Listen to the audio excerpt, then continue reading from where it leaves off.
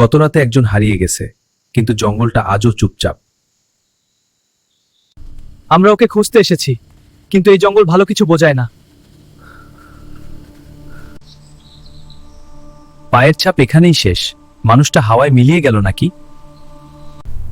তোমরাও দেখছো তো, গাছের ফাঁকে কেউ দাঁড়িয়ে আছে।